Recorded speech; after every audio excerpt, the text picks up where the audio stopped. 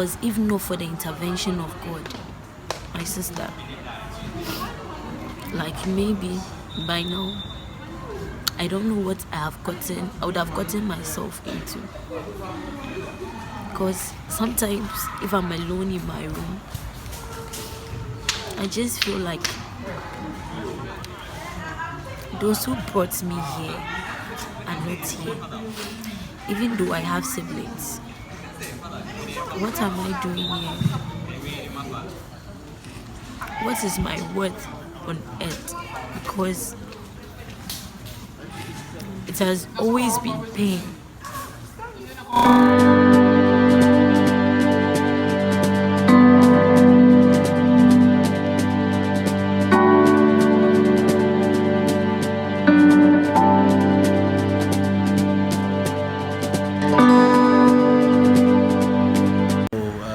We first lost our dad way back 2011. That was right after I have completed SHS. Okay. It was just a week that I came back from school and he passed on. So now 9 years down the line, we've been with our mother, and unfortunately on 26th of this March she also passed on. So after your dad's death, after he passed on, you've been with your mom, who's been taking care of the family. Yeah. Yes, and then she died. She passed on in March this year. What happened to your mom too? She wasn't quite well, but it wasn't something serious that could easily lead to her death. She was okay somehow. My sister and I took her to the hospital a couple of times. We get to the hospital and then they only diagnose her of something small, headaches, normal body pains and all that. Then we come back home. The last hospital we went, we didn't even stay long. We stayed there for almost an hour and then we just came back home. They gave us some medication for her and then we came back home. So the following week, she decided to travel to Kumasi to see her siblings because some of them were in Kumasi. So we didn't really like the idea of her going because we felt she wasn't that strong. But she told us she was strong and then she would like to go. So personally, I took her to Kumasi to meet my aunties there, for her to stay with them for some time. Probably change of environment could help her system and all that. So she didn't stay up to even a week. On one Thursday afternoon, I was just about eating, and then I had a call from my uncle in Kumasi, and then she was lying very close to me in the room, and then my uncle just broke the news to me like that. He didn't get to know the condition in which we were before.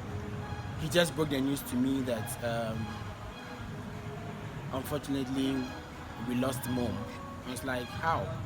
To be honest, it wasn't easy. I don't know how to express this, but that feeling is something else. It's something else. Me being a man, wasn't easy for me taking the news to the extent of me breaking it to my younger ones. Okay. Jemima, how did you feel when you received the news about your mom's death? I was spellbound. I didn't even know what to do again.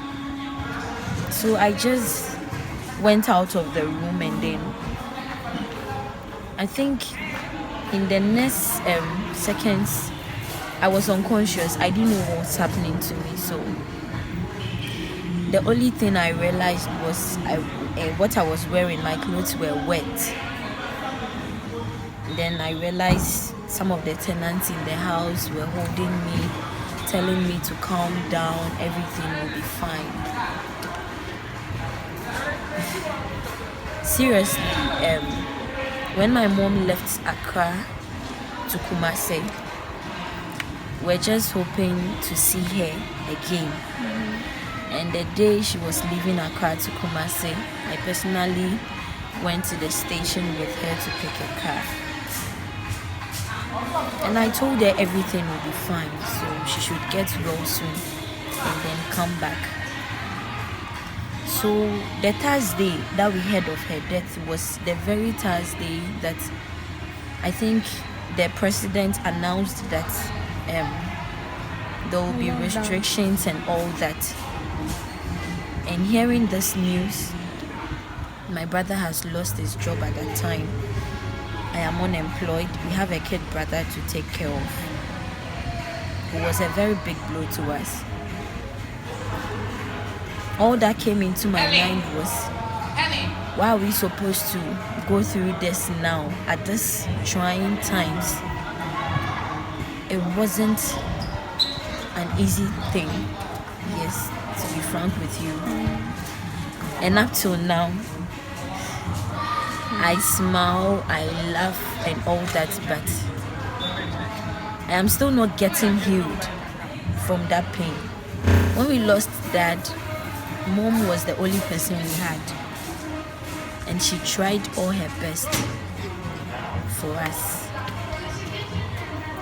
What pains you more about your mom's death? Was it because you had already lost your dad and losing both parents made it more painful, or there was something? It's not about losing both parents made it painful. Okay, even when my daddy was alive, I always say my mom is my heroine, because whatever she would do to make us feel comfortable, she would do it. And she's a very hard-working woman. Yeah. No matter how sick she is, she will try her possible best to put food on the table. And looking at where we have gotten to, okay, she's suffering from our childhood till now, okay. By God's grace, I have completed my century, and then I will be posted soon. I'll start earning a salary. My brother will get a good job, and then I think this was the time for us to take care of her.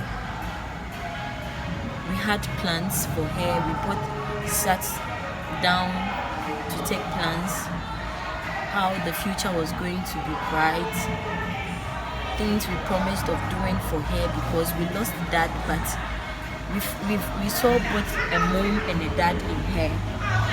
Yes.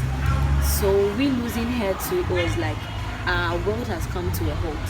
For me, I felt my world has come to a halt because it's not easy. Okay. So your mom died on the very day the president announced the lockdown due to the COVID-19 pandemic. Were you able to travel to Kumasi? It's a very big task. I did all I can to see if I can try and then get to Kumasi and come back before the whole lockdown starts on the Monday, because he announced it and it was going to start on that fateful Monday. It wasn't easy. I was trying all I could do to make it a point to get to Kumasi, at least just to know whether what they told me is really true. I want to verify. But I wasn't able to make it. During the lockdown, you wake up in the morning and then you can't go anywhere. Like, you're just indoors with your own thoughts, the pain, the grief. Like, I don't know. Well, it wasn't easy, but I wasn't able to make it up to her until I think the lockdown was lifted. Until it was lifted, yes. So that was when I was able to. I think the very day the president declared, at least we can go out and all that. That's very day. I think it was in the evening. So the next day, the first thing, I went to Kumasi. Did you bury your mom during the lockdown? Yes, we buried her during the lockdown. That was on the 6th of June. Yes. It was a partial lockdown. Private. Yes, so it was a private burial. Yes. Did people come to you thinking your mom had contracted COVID-19 and died? Or did you get questions like that? What happened to your mom? Were people thinking about it? It was like they were overburdening us with questions, okay? Okay. That wasn't the time for questions.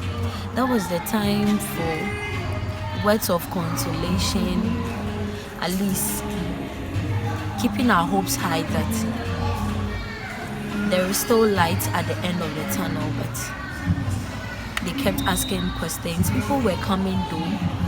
I would say some of our family members were there for us. You know, that wasn't enough for me.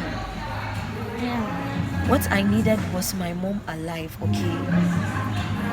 I wish, even if she's sick, okay, I can take care of her myself. I just didn't like the experience.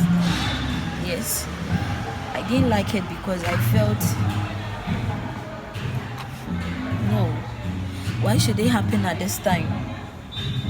What have I done wrong? I lost daddy and then I had mom. So why her? So I kept questioning God.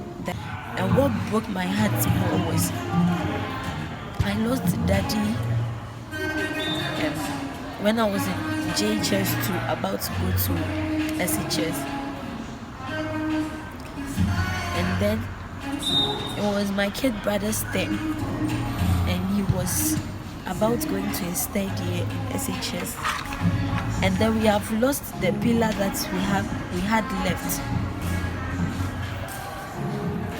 So he was the only thing I was thinking of, that how are we going to take care of him? How is he going to survive?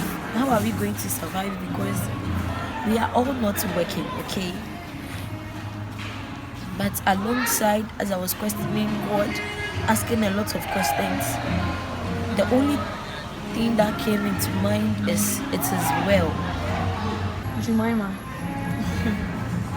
It's really sad. So stop crying.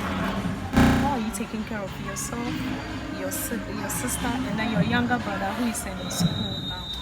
It is by the grace of God that we are surviving till now. But all thanks to God again, through Him, gave us certain people in our life that have been very supportive and helpful to us. It's not easy with them as well. Those who are supporting it, it's not easy with them as well, but with God, they are trying their best. Are you working? I'm not working. Why? What happened? Okay, I was working before I lost my job.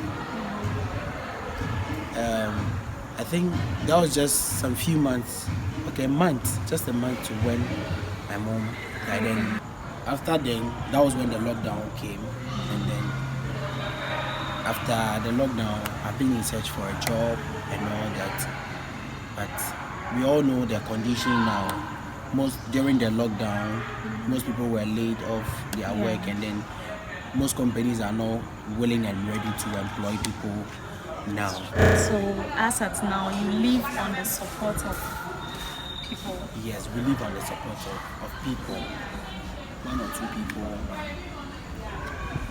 I think the church too is being supportive one way or the other.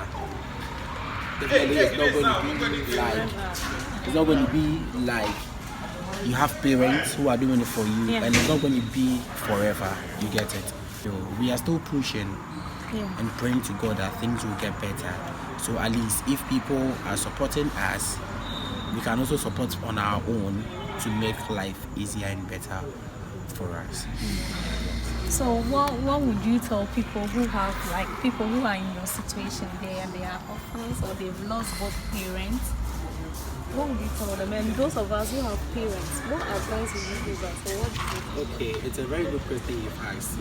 Unlike today, before I came here, I was quite alone in my room after church, after mass. And then something just came to me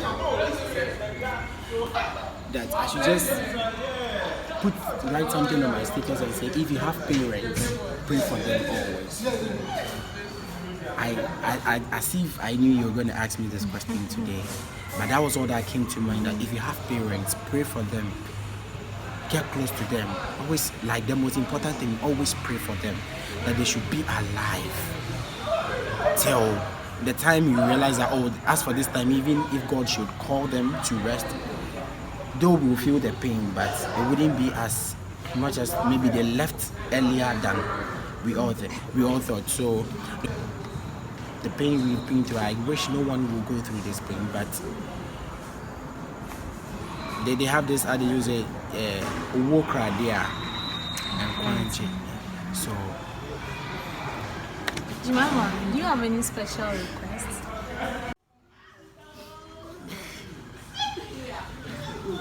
The only thing I'll tell people in my situation is you should never cease to pray. You should always be on our knees and pray to God. I used to tell my brothers that I feel that I am the only person that when I pray to God, God listens to me. Because if not for the intervention of God, my sister, like maybe by now, I don't know what I would have gotten myself into. Because sometimes if I'm alone in my room, I just feel like those who brought me here are not here. Even though I have siblings, what am I doing here? What is my worth on earth? Because it has always been pain. Yeah. You've been having suicidal thoughts.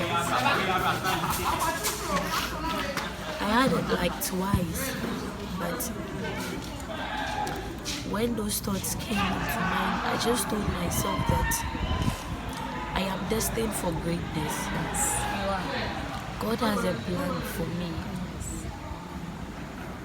Even though I have lost both parents, that is not the end of the world for me. Exactly.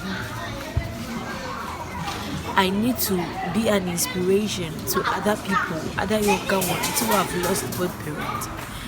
And it has always been my heart desire to help orphans, okay?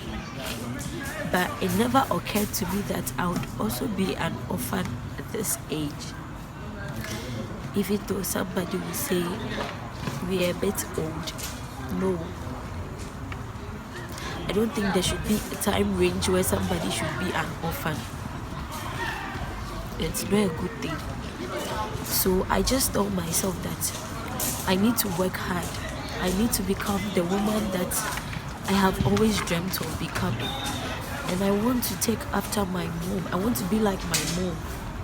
How she fought for us, okay? Mm-hmm. I also want to fight so that my children in future wouldn't be in a situation like this. I'm not saying maybe they'll lose me or their father or something, okay? But they wouldn't go through any stress or pain in life. Because growing up, it hasn't been easy. Yes. We were not born with silver spoons in our hands. It wasn't easy. But when we had our parents, we were okay. And one thing I always miss is when it's getting closer to the evenings, I miss my mom asking us that, what are we going to eat? My mom doesn't decide for us what we should eat. We are not DBs, okay? But she's ever ready to ask us that, what are you guys going to eat this evening? And then she eats what we need to eat. I go somewhere, it's getting late, I am not coming home. I miss those times that my mommy would call me Where have you gotten to? Are you safe? I don't get those calls anymore. Not a call from my mom, not a call from my dad. If I receive any call, maybe from my brothers, and I really appreciate that, okay. But to me, it doesn't measure up to my mom. Yes. And one thing I remember was when I completed school and I was going to take my certificate, I needed to pay some monies and all that. Things were hard in the house. My mom had to go and take a loan and send to me for me to get my certificate. And I told her, Mama, God bless you. My first pay is for you. She said I shouldn't worry. That's why she's there for me. And I remember those words. So me taking that certificate, coming home, she was happy, at least. She was proud. She was able to get me that certificate. And it's about time for her to reap what she sowed. And then She passed on. it's never easy. It's well, okay?